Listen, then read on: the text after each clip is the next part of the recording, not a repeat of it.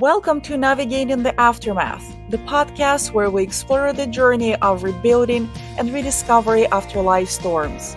Join us as we delve into stories of resilience, triumph, and transformation, offering insights and inspiration to guide you through your own path of healing and growth. I'm your host, Dasha Lazaruk, a certified life coach. Today, we're navigating the aftermath of a separation and going through a divorce. Hello, I am here with Dr. Charlene Smith, an author of Senior Seeking Soulmate, a TV producer, a senior dating and relationship coach, offering online courses and individual coaches. I will link down below where you can find Dr. Charlene Smith, and I'm so honored to have you, Charlene, on this podcast episode today, where we're going to talk about navigating the aftermath of many things. So hello and welcome. Thank you, Dasha. It's wonderful to be here. Thank you for asking me. Could you please share a bit about your journey through the divorce process and what led you to making these decisions, and how many times did you have to make this decision? Yes. Oh, Dasha. I'm a baby boomer, and I found that baby boomers are the first generation to have multiple marriages. And I'm right in line with that. I had 3 marriages and 3 divorces.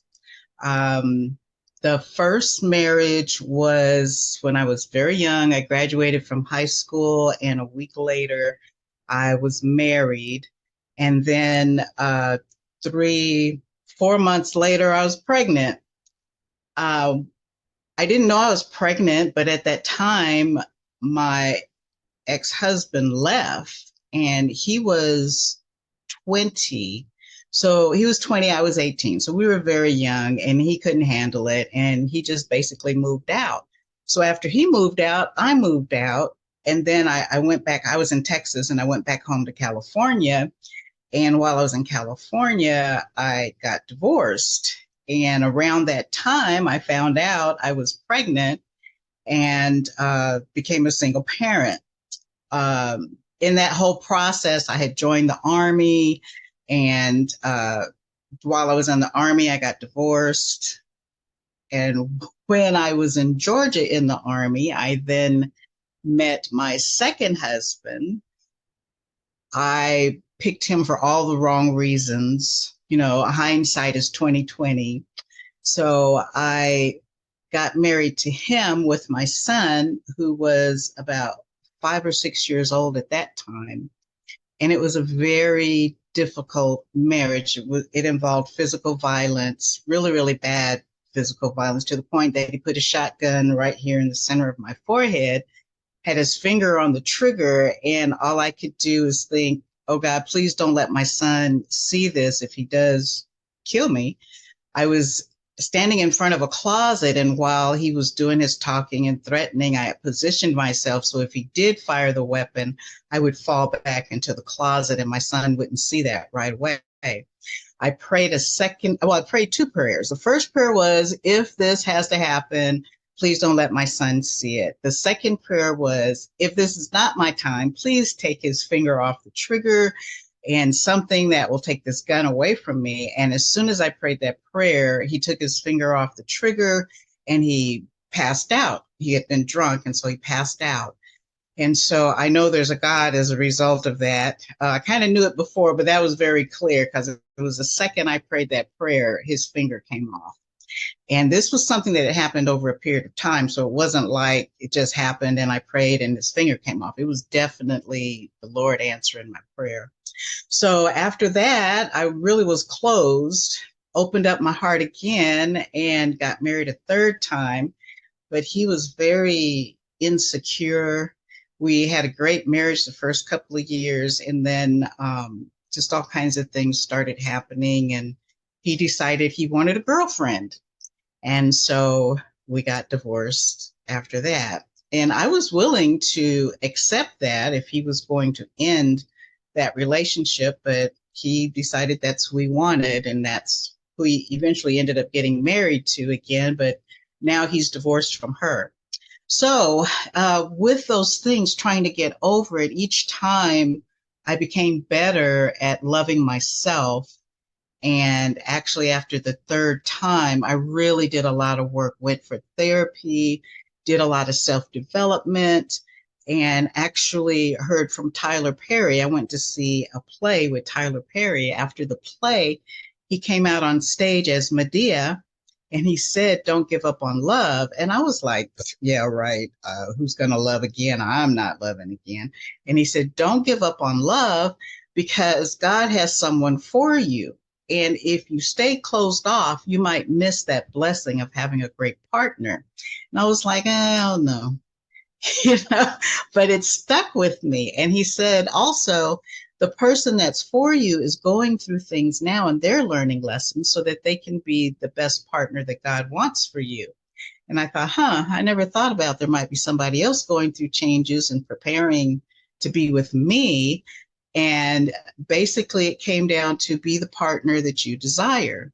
And if you want the partner that you desire, you have to know what it is you want. And so that's what I started working on. And that's how I opened my heart. And I've had some great relationships, but really it's about loving yourself and being the partner you desire. So if you want someone that's financially stable, you need to be financially stable. So I started working on that. If you want someone, I'm Christian, that's a practicing Christian, then you need to be practicing your Christianity, whatever that means for you, or spirituality, whatever that is. But whatever it is you desire in a partner, like if you want somebody that's healthy, you need to have a health regime going on in your life. So really it's about loving you and taking care of you so that you are open and that you will attract your heart's desire, which is the partner you desire.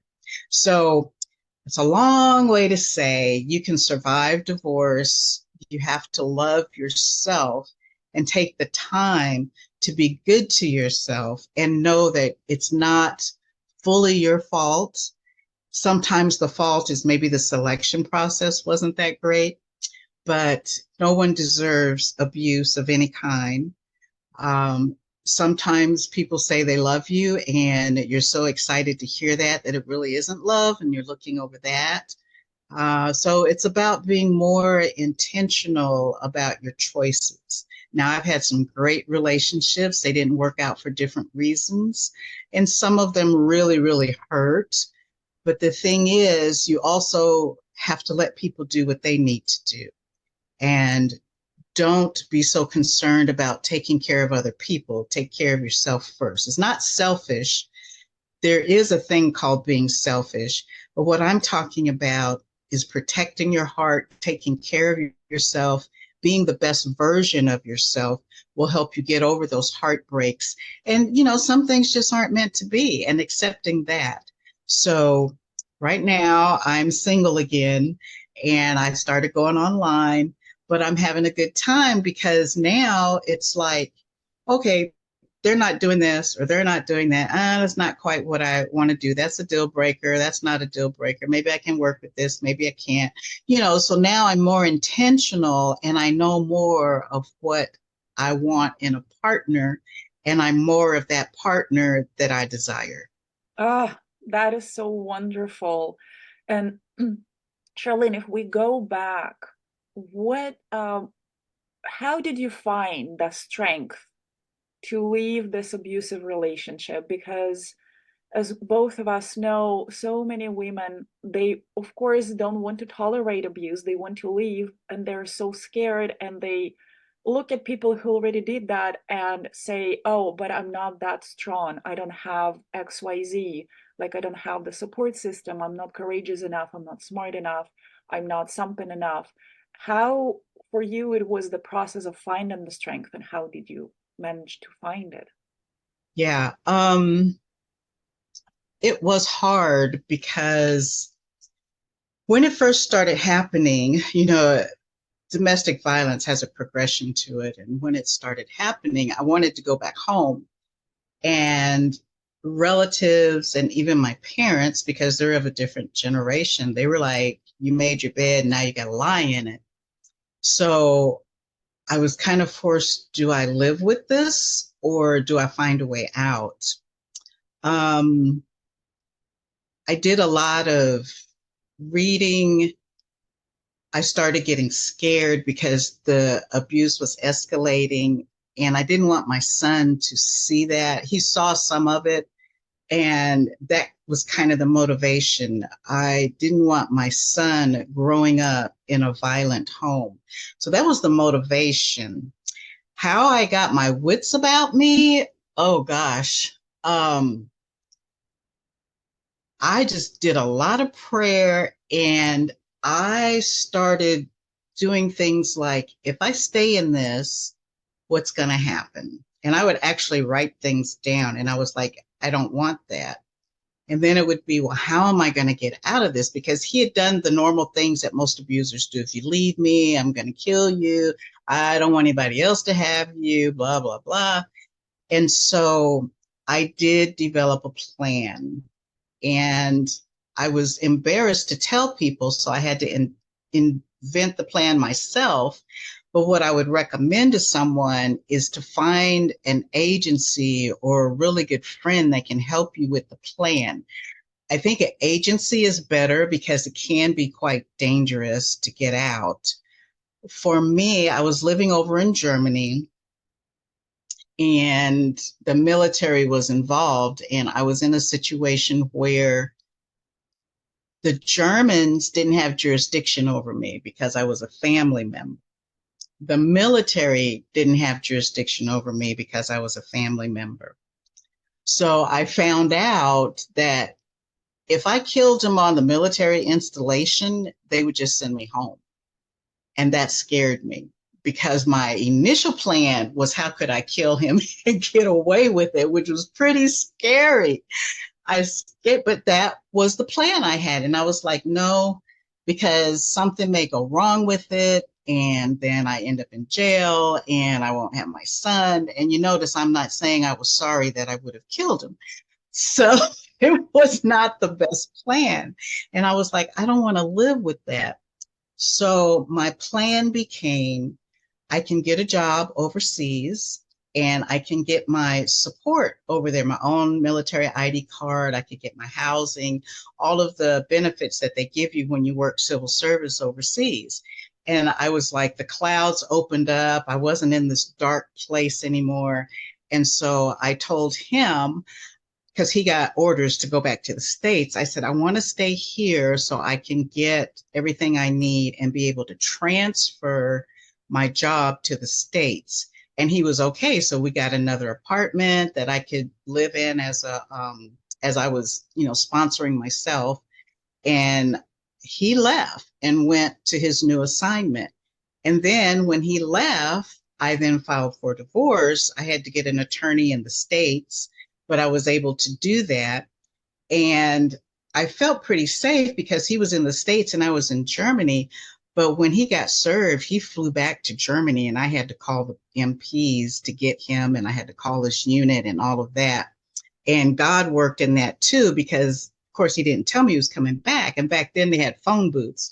So there was a phone booth down at the bottom of the hill, and I happened to be coming home and he didn't see me. So I hurried home.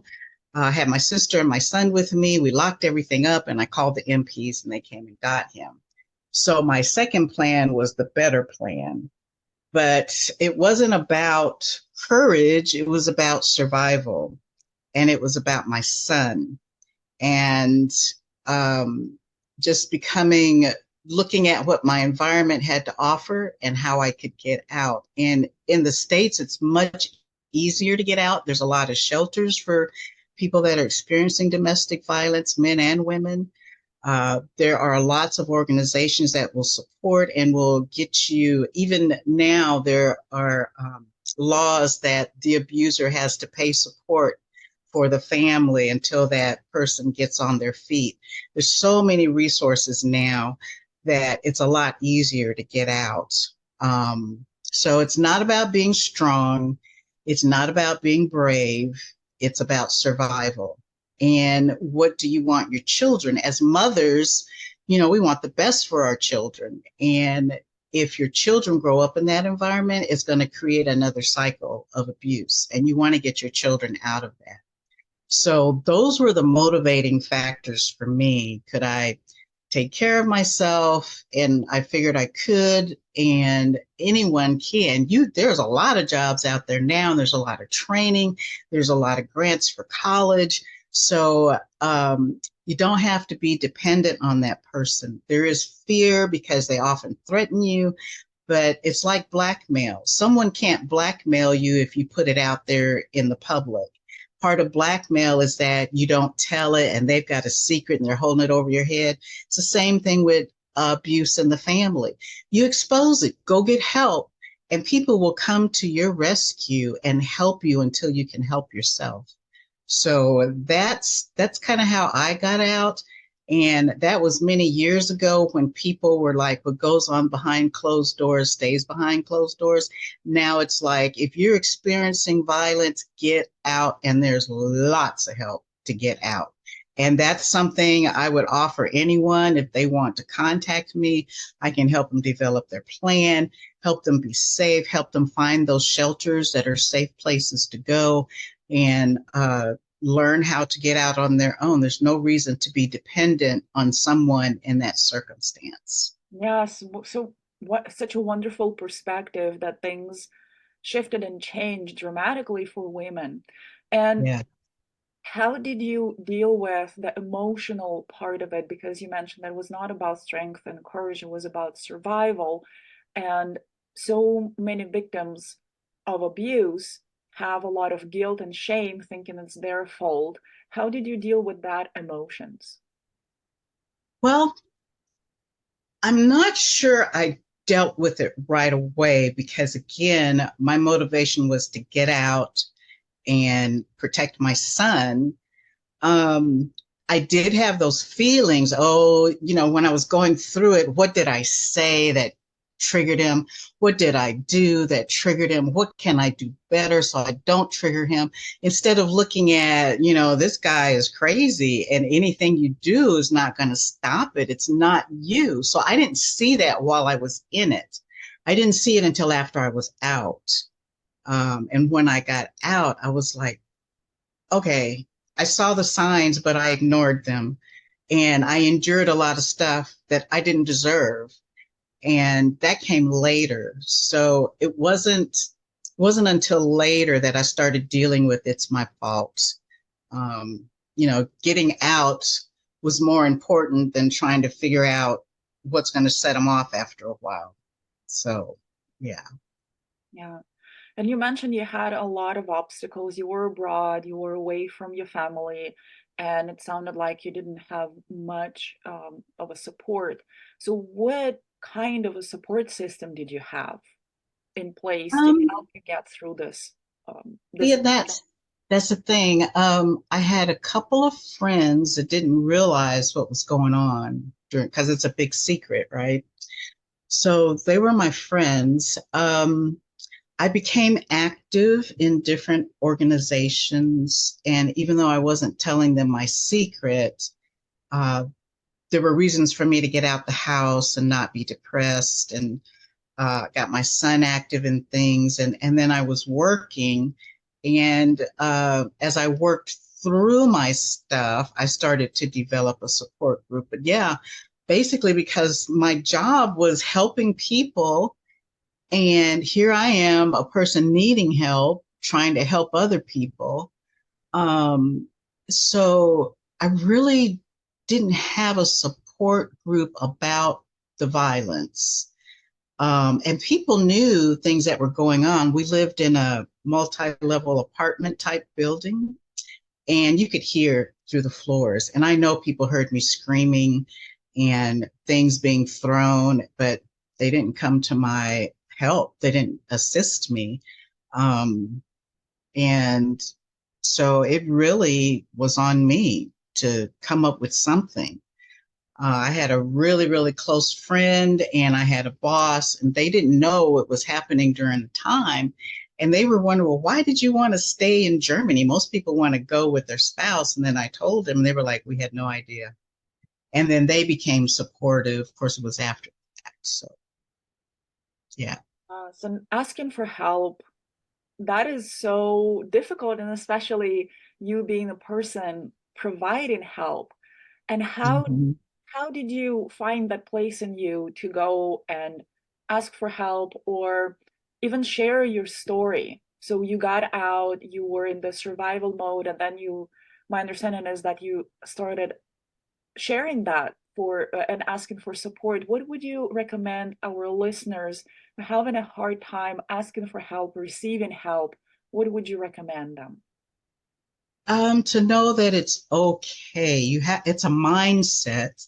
Some of it's cultural sometimes. So you have to work on your thought processes. And even doing things like, is it better for me to be out living a life without violence, or do I really want to stay in this situation? And then changing your mindset, you're not the one that's at fault. Um, Breaking through that barrier, go ask for help. And when you ask for help, maybe the first time you might not get it, but continue. It's hard. I'm not saying it's easy at all. Especially like with my background, my cultural background, you don't admit there's any kind of mental health issues. You don't admit there's any problems in the marriage. You suck it up and you give that persona out in the real world that everything's okay. And you have to let that go. You have to let it go. And getting help, maybe you need to go to a professional place rather than depend on friends. Um, So that would be it. Go to a place where they're professional, they know what they're doing, they know how to protect you, how to do it in a safe way. That's my best recommendation. Friends mean well, but then, if you got a really crazy person, you might be putting them in danger too, because it's a dangerous situation. So um, yeah, go into a professional, and there's nonprofits all over the place. There's shelters all over the place. So there are plenty of places that will get you help. Yeah. And how did you prioritize your self-care and maintain your well-being amidst the stress and uncertainty of that time? Hmm. Well, my mom always said I like to have fun. Of her three children, I'm always the one that's talking about, let's do something because it's fun. And not really knowing that that's part of self care, I did do things that were fun. I started traveling. I Initially it was like, I want to show my son this part of the world. Don't know when I'll get back. The military got us here. I'm going to take advantage of it. And I didn't want to sit in the house. And so we had fun traveling.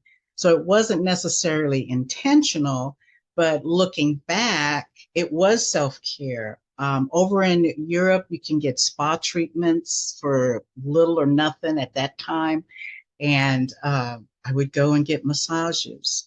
I even had a German doctor write me a prescription so I could get off on Wednesdays I get off like an hour early so I could go get a massage. So those things were kind of happening, even though I wasn't being intentional. I was having fun, and I felt like I was free to have fun. And even my apartment, I couldn't grow plants before when I was with my husband. But when I became free, the whole vibrational level of my apartment was at a higher level, and my plants grew. They were beautiful. And I thought, oh, okay, we're not all this tension and stress and violence happening, that even my plants were flourishing. So the things that I did came out of wanting to have fun, came out of wanting to be free. But now I would tell people, be intentional about that and make you number one. And even as a mother, if you're not taking care of yourself, how are you going to take care of your children? So that's the key thing. Finding something you enjoy and getting out there and doing it, because if you're in a violent relationship, you probably haven't had any joy in a while. Yes. And how was it for you to parent your son? I know he is a grown man now, And how how was parenting for you back then? And do you see anything that manifests now when he's a grown man? Like, if you can share this process of that progression, so our listeners who have young kids and they're on the verge of, should I leave this person, should I not, so they can see that progression and how. And I know he's a wonderful man, you shared that several times, and I'm curious to see that perspective and show that perspective. Um, in the process, I got therapy for him and me. Um, I talked to him about what was going on because they hear it, they feel it, they see it. And I told him, I said, I'm going to make it so that we live in peace. I talked to him. I didn't say I'm going to get a divorce and it's going to cost this kind of money. I didn't give him those kind of details about it. I just said, I'm going to get us in a place that's safe and we don't have to deal with all of this stress and tension. And he began to flourish as a result of that. And I got him someone to talk to. Um, During the summertime, I would send him home to my mom and dad, and he loved that. So he would get the freedom of being in another place that was safe and positive and all of those kinds of things. And my dad did things like took him to the Olympics in Los Angeles when they were there. He taught him how to drive. So he kind of became his male role model. And his natural father started to get a little more involved with him, so he went to spend time with him from time to time. So um, yeah, it was a work in progress. It now he has had some problems in his marriage, and he's been married 26 years, and his wife did something that really upset him, and he called me, and we talked it through, and again I recommended therapy. And so we're talking, I think back then it was like he was 40 something, so things still come up even for him, but he has told me that it was the best thing to get out. That was the best thing I could have ever done for him. And spending time with my father, that was a positive role model for him. So those are the things that just kind of worked out for me. But looking back, I would say be intentional about those things. Find a place that's safe. And even if you have to go to a shelter, it's safe. You're not dealing with what do they call it? The gaslighting. You're not dealing with the verbal abuse, the physical abuse. You have an opportunity to have some peace and develop your plan, and your children will feel that. And my son feels really good about me getting him out of that situation. And he is a better husband. Like I said, they've been married 26 years. Now, he's no angel, but he's in a relationship that has endurance and doesn't have the violence. And when something did get close to that, he nipped it in the bud and was very clear he wasn't going to have that. She was being um, kind of abusive towards him, and he nipped it in the bud, and they went for counseling. So my taking that action influenced him for his lifetime now. So yeah, it was hard. There was transitions to be made, but overall for the good. Yes, and you mentioned it's breaking the pattern for you and for the kids and the generations to come. And as a Right. single parent, how did you navigate the practical aspects of a divorce, the legal proceedings, and most of all, the financial adjustments that you had to make? Um, my situation as far as financial adjustments was different. We never combined our money. So I pretty much always had my own income. Not that I had a lot coming in, but I had been in the military and I had the GI Bill at that time, which gave me some money to contribute to the family. But then once I got my degree, I started working, and again, I could contribute to the family. So financially, for me, the transition wasn't that difficult. And I was always motivated that I didn't want my son to suffer from my decisions. And so I always made as much money as I possibly could to make sure he had a really good quality of life. Not necessarily materialistically, but like we could go on trips. He could learn from different cultures because of our trips. And I always tried to make it educational for him and just provide him opportunities that actually I wouldn't have been able to do if I stayed married. So for me, the financial aspect turned out okay. For the divorce, the woman didn't charge me a lot. She let me pay it out. And there are attorneys that will do that. So, paying it out. I know there's some attorneys that work with victims of abuse and they don't even charge them. They do all the paperwork, they pay the filing fees and everything. So there are people out there that make that transition possible for victims of abuse. So it's just sometimes we just don't know what's out there, but once you make that decision, you will get the support that you need for it. Yeah, it sounds like when the decision is made, the first step is made, the path unravels. And Yes. was there anything that you wished you had known or been better prepared before embarking on this journey? Um, Gosh, there's a lot. Let's see. Just name top three. Okay, I wish that I had felt better about myself and knew sooner I didn't deserve that treatment. That was that part about where I felt it was my fault, getting out of that mindset sooner. Um, I wish that I had been more experienced at dating and partnerships than what I did because I agreed to the marriage out of feeling like I needed to be married. And looking back, I guess it really didn't matter who, as long as somebody picked me to marry. And that has to do with low self esteem. So I wish I had more self esteem and thinking more about myself. Those all tie in together. Um, Back then, I did report it, but I was ignored. The commander of his unit said, I know my soldier didn't do that. And I sat back and thought, maybe this isn't happening. I actually started believing the gaslighting. Maybe this isn't true. Maybe my bruise on my face, maybe I didn't get that from him hitting me. So I wish that I would have pursued more and gone up to higher levels and pushed that, yes, I'm being abused, but I didn't have enough self-esteem to fight for myself and get out of that. This is my fault. Maybe I deserve this mentality.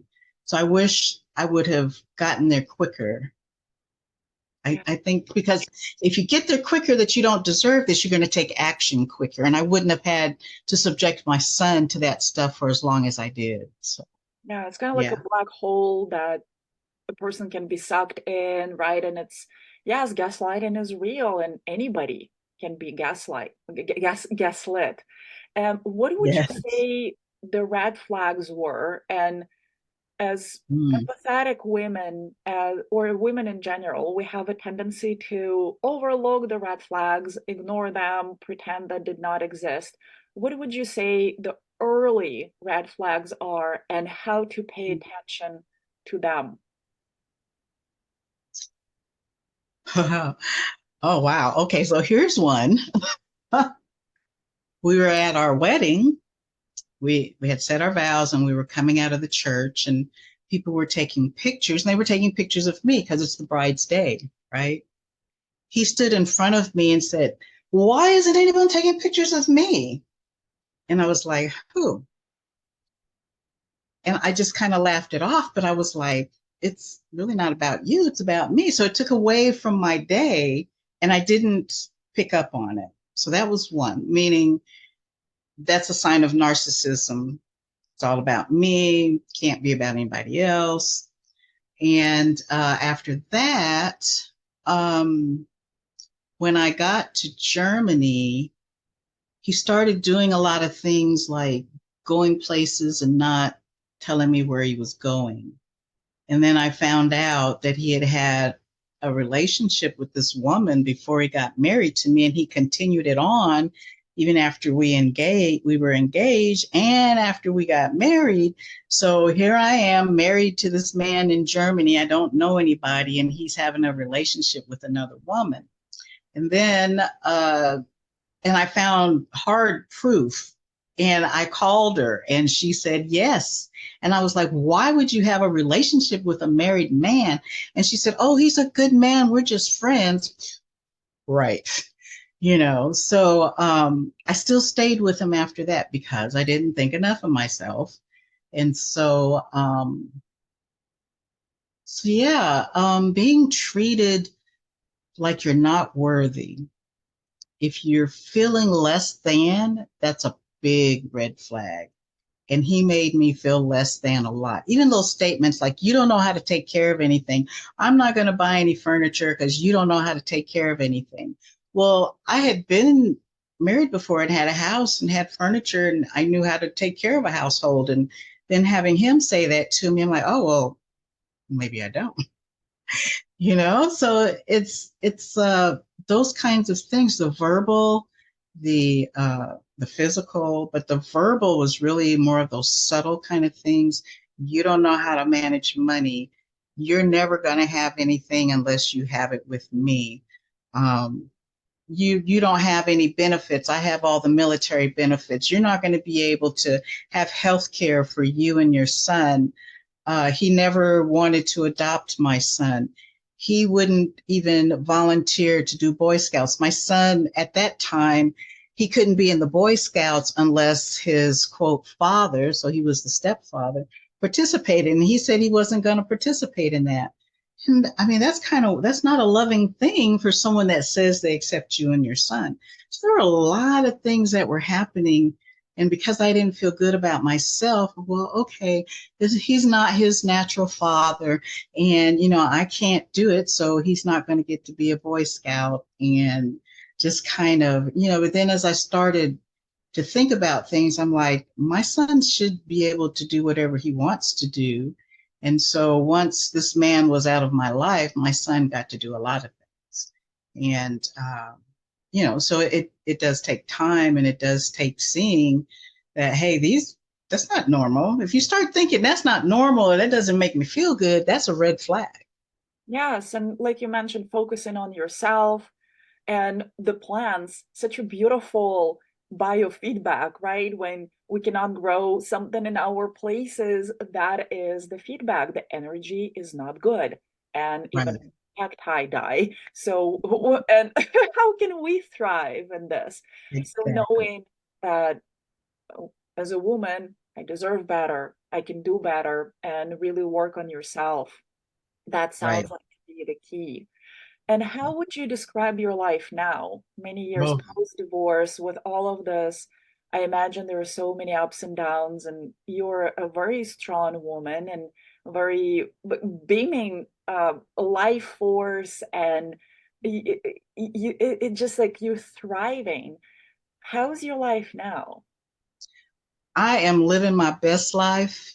Again, I like to have fun. I always have. And, I do have moments where it's like, oh, well, my mother just passed and my brother just passed. And after I got everything done, I came home and I was like, oh, I'm here all by myself. And it was like, it's okay. It's okay. I don't have to have people around me to be okay because I'm okay with me. I enjoy my company. I enjoy watching reality shows. And I even read an article. It says they're all staged and scripted and all that. I don't care. I like it. And that's what brings me joy. I have worked on my house. I have outdoor living. I have a swimming pool out there. I'll go get in the pool. I can't do it right now because it's kind of cold. But I thought about this is my best life. And I thank you for the compliments about being a life force and beaming. And that's part of what I teach with my courses. You want to radiate so that you attract your soulmate. And I have been attracting some knuckleheads, but some good ones. And I've been attracting positive energy, positive people into my life. And matter of fact, I just had this thought this morning. I'm 70 years old, and this is the first time in my life where I am so positive that I exude that to others, that I feel so good about myself that it shows that I am told time and time again that I'm attractive. That didn't happen when I was going through all that stuff because I was so tense and tight and just not thinking of myself. But it's like this is the best time of my life. And I would hope that people wouldn't wait this long to experience this positivity. And that's why I do the Senior Seeking Soulmate. It's really for any age so that I can share this with people and they can live their best life much sooner because this is an enduring feeling. And to have gotten to this place, I just feel so blessed that I'm able to share it with others, that I'm able to feel this in my life. And I have told people if I die today, I will die happy. I have lived the fullest life. I have shelter, food, wonderful transportation. I have money in the bank. It's not a lot. I'm not rich. I could probably spend what I have in the bank in about 5 minutes. I love shopping, So but I living have money. superpower, right? Yeah, exactly. And I have a retirement. I mean, I have worked hard for these things, but it's all coming together and it's just, I want to cry. It's just the best life. I don't want for anything. I don't need anything. I don't need a person in my life. I would desire a person in my life, but I don't come from a place of lack or want. I come from a place of desire. This would be an enhancement in my life. So I'm so blessed that all I can say is I'm living my best life. And it's taking those things to go through to get me here. And as I said, I'm blessed. I want to share what I've been through. I want to share how to get out of that dark place and bring light into your life. And hopefully by doing that, maybe you'll get it at 30 or 40 or 50 and not at, well, actually, this started happening around 60. So I've had a good 10 years of living my best life. And yeah, helping people get through that before that time. Yeah, that is so amazing. And it sounds to me that you found that soulmate in you, and this is the first and Yes. foremost. And you have There- something exciting coming up. You're putting the cruise together. Could you please share about that experience and how people can find where to sign up? Because that sounds absolutely mind-blowing and incredible. I have a cruise coming up the 24th of August this year, 2024. I am calling it a Grow and Glow Retreat Cruise. And there'll be 3 workshops. One of them will be writing your profile for online, dating online, how to identify the scammers. The other one will be learning how to radiate and attract your soulmate. And the other one is about having your positive affirmations every day and thinking positive about you and finding the desires of your heart. The cruise, I've got rooms where they all have balconies. I have the 3 workshops, and they can find out about it by going to my website, www.seniorseekingsoulmate.com. They can email me at Dr. Small D small R period Smith at seniorseekingsoulmate.com. I'm on Facebook where they can DM me, Senior Seeking Soulmate. The TikTok is Senior Love Coach. So any of these places, they can contact me and get more information on how to sign up for the cruise. It's a 5-night cruise going to Costa Maya and Cozumel, going on Royal Caribbean, and it will be leaving out of Galveston, Texas. So I hope that folks will join me and learn how to radiate to attract that soulmate. Wonderful. And I am linking all of this information in the description to this episode. And to wrap up our episode on a divorce, what has been the most transformative lesson you've learned from navigating the aftermath of a divorce? And how has it shaped your approach to life and love? I know you touched on that in Yeah. the beginning of the episode. Knowing that it's going to be okay, having faith and thinking about yourself in the best possible way. Because there will still be rejections, but the way I see it is a rejection is God's protection, knowing that you're going to be okay. That's what has helped me get through all of these different marriages and divorces. And even now, as a single person, is knowing that I'm going to be okay because I am okay. And knowing that I am a person of value and worth. So, yeah. That's amazing. Thank you, Charlene, for sharing all of this things so openly and being so transparent. I really hope that inspired our listeners who are going through a divorce or thinking about contemplating filing for a divorce, escaping the abusive marriage. That inspired me. I took some notes. I love that rejection is God's protection. And again, you're such a life force, and I'm so honored to know you and have you on this episode here. Thank you so much. Thank you. Thank you for joining us on Navigating the Aftermath. Remember, no matter how challenging the journey may seem, you are not alone.